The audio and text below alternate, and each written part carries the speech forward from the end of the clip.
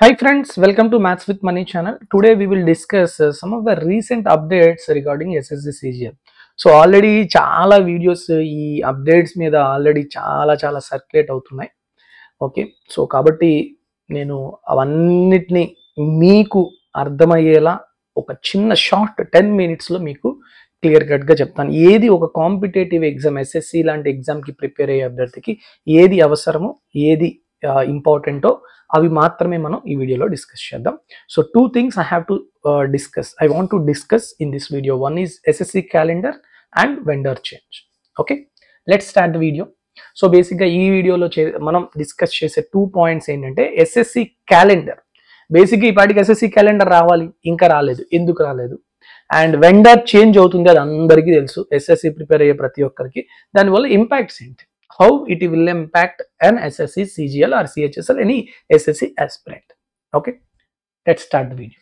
So first thing, SSC calendar గురించి మాట్లాడితే basic గా మనకి SSC calendar tentative calendar for of examinations for the year 2025 to 2026 అనేది last year ఈ year starting లో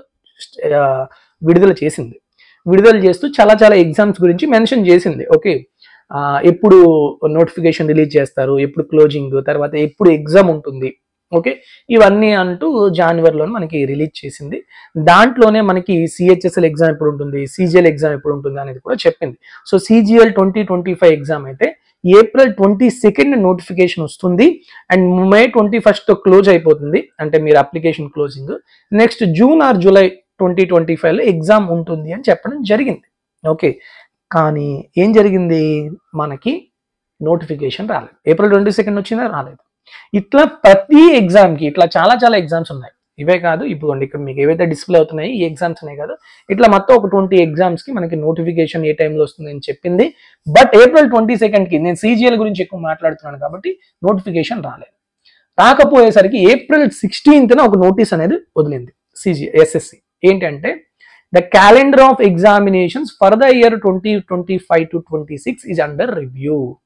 The revised calendar of examinations will be published shortly on the website of the commission అని చెప్పింది. అంటే present అది ఏ టైంలో ఎప్పుడు ఏ exam notification release చేయాలి లేకపోతే ఎప్పుడు పెట్టాలి అనేది కొంచెం రివ్యూలో ఉంది. సో కాబట్టి మేము మళ్ళీ కొత్తది ఇస్తాము, కాబట్టి ప్రతి క్యాండిడేట్స్ కూడాను చూసుకోండి అని చెప్తూ మనకు 16th ఏప్రిల్న రిలీజ్ చేసింది. కాబట్టి మీలో ఎవరైనా కూడాను సిజిఎల్ సిహెచ్ఎస్ఎల్ ఏవైనా ఎగ్జామ్స్ గనక ప్రిపేర్ అయితే ఈ ప్రీవియస్ క్యాలెండర్ బట్టి, ఓకే, ఇప్పుడు ప్రీవియస్ క్యాలెండర్ బట్టి ఏప్రిల్లో సిజిఎల్ రావాలి, మేలోనేమో సిహెచ్ఎస్ఎల్ రావాలి, కానీ అవి రావడం లేదు. సో ఆ కొత్త క్యాలెండర్ అనేది రిలీజ్ చేస్తారు. కాబట్టి ఎవరు డౌట్ ఉన్నా కూడాను ఇబ్బంది పడద్దు, డెఫినెట్గా న్యూ క్యాలెండర్ వస్తుంది. అసలు ఎందుకు ఈ చేంజెస్ అనేవి కూడా మీకు అందరికీ తెలుసు. చాలామంది aspirants and many mentors, okay, చాలామంది యూట్యూబ్ క్లాసెస్ చెప్పేవాళ్ళు, వీళ్ళందరూ కూడాను స్టాఫ్ సెలెక్షన్ కమిషన్ దగ్గరికి వెళ్ళి చైర్మన్తో మాట్లాడడం జరిగింది. సో ఆ థింగ్స్ అన్నిటినీ కన్సిడరేషన్లో పెట్టుకొని, ఓకే, సో టైర్ 1 ఎన్ని షిఫ్ట్స్లో కానీ టైర్ 2 ఒక సింగిల్ షిఫ్ట్లో జరగాలి అని ఇలాంటి కొన్ని పాయింట్స్ని అబ్జర్వేషన్లో పెడుతూ, ఓకే, అవన్నీ ఇంకా ఫైనల్గా ఏమీ రిలీజ్ చేయలేదు. బట్ ఆఫ్టర్ వాళ్ళ చైర్మన్ని మీట్ అయ్యాక వాళ్ళ యూట్యూబ్లో వాళ్ళు చెప్పిన పాయింట్స్ ఇవి. బట్ ఏవి కూడా ఎస్ఎస్సి ఏవి చెప్పలేదు డైరెక్ట్గా, ఓకే, ఏ నోటీస్లో కూడా ఏమీ చెప్పలేదు. వాళ్ళ యూట్యూబ్లో వాళ్ళ ఛానల్స్లో వాళ్ళు ప్రాపగేట్ చేస్తున్న థింగ్స్ బట్టి సో ఎస్ఎస్సి సంథింగ్ కొంచెం పునరాలోచన పెట్టింది, అందువల్ల కొంచెం డిలే అవుతుంది అనమాట, అంతే, ఇంకేం లేదు. ఓకేనా? సో నెక్స్ట్ థింగ్, ఇంకొకటి ఏంటంటే వెండర్ చేంజ్. బేసిక్గా ఈ వెండర్ చేంజ్ వల్ల కూడా, ఎందుకంటే వెండర్ ఇంకా ఫైనల్ అవ్వలేదు. సో వెండర్ ఫైనల్ అయితేనే మనకి ఎప్పుడు ఏ ఎగ్జామ్ పెట్టచ్చు వాళ్ళు ఇస్తారనమాట డేట్స్, మాకు ఈ డేట్స్లో అవుతాయి ఇట్లా అని చెప్పి. సో వెండర్ అనేది ఫిక్స్ అవ్వకపోవడం వల్ల కూడా కొంచెం డిలే అవుతుంది. ఓకే, సో ఇప్పుడు వెండర్ చేంజ్ అవుతున్నాడు, డెఫినెట్గా వెండర్ చేంజ్ అవుతున్నాడు అందరికీ తెలుసు. ఓకే, బేసిక్గా మనకి వెండర్స్కి వచ్చేసరికి 2017 వరకు సిఫీ ఉండేది. ఓకే, సో తర్వాత అంటే ఇప్పుడు వరకు అంటే 2025 మొన్నటి ఎగ్జామ్స్ వరకు అనుకోవచ్చు టీసీఎస్ కండక్ట్ చేసింది. ఇప్పుడు నెక్స్ట్ మనకి ఏ వెండర్ వస్తాడో తెలియదు. ఓకే, అయితే ఈ 2017 సిజిఎల్ అనేది it is the toughest exam in CGL career. CGL పెట్టిన ఫస్ట్ ఇయర్ నుంచి ఇంతవరకు చూసుకుంటే అంత టఫ్గా 2017 మెయిన్స్ మాత్రమే వచ్చింది. All questions are of IIT level.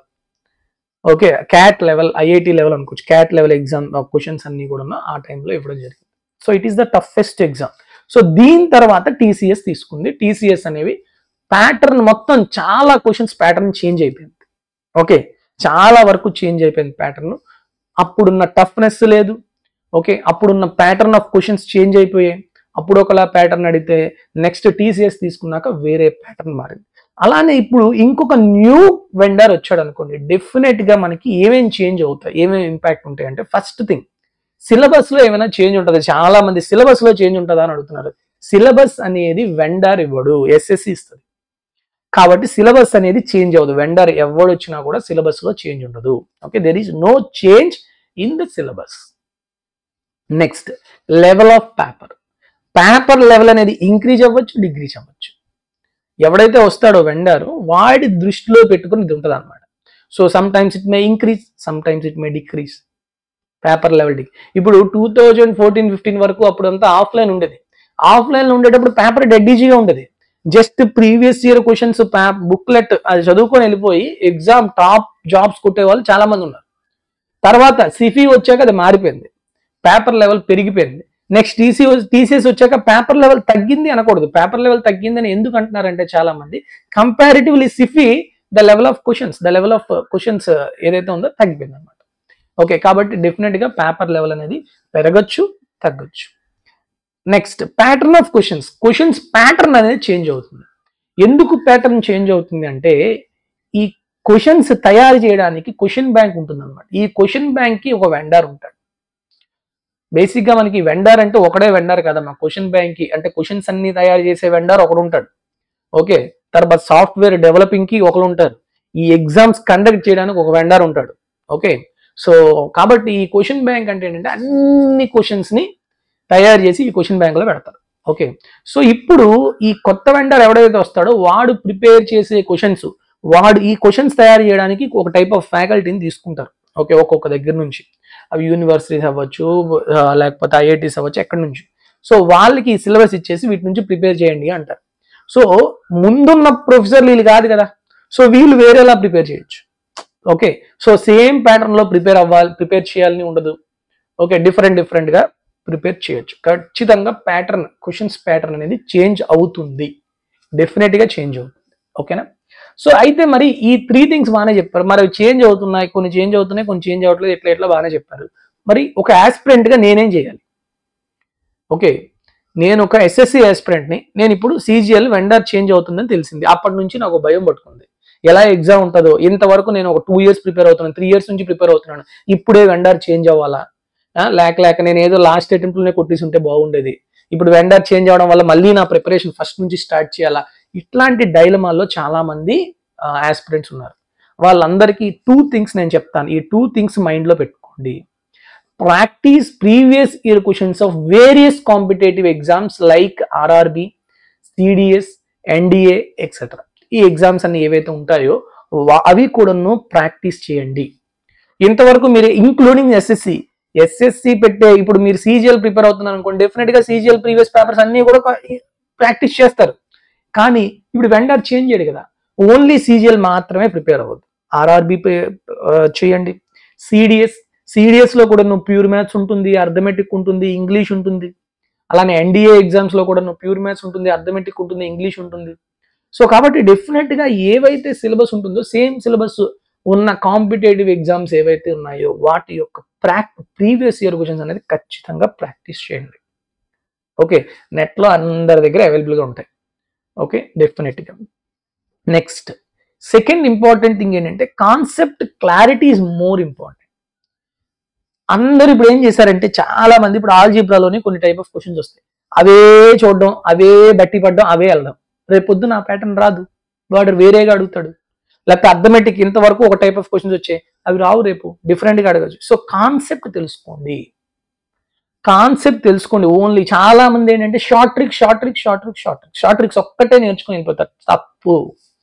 అసలు ఆ షార్ట్ ట్రిక్ కన్నా కాన్సెప్ట్ ఎలా వాడాలి అనేది తెలుసుకుని షార్ట్ ట్రిక్ తెలుసుకోండి. షార్ట్ ట్రిక్ తెలుసుకోవద్దని చెప్పను, డెఫినెట్గా కాంపిటేటివ్ ఫీల్డ్లో short tricks are very very important. But before that you have to learn the concept first.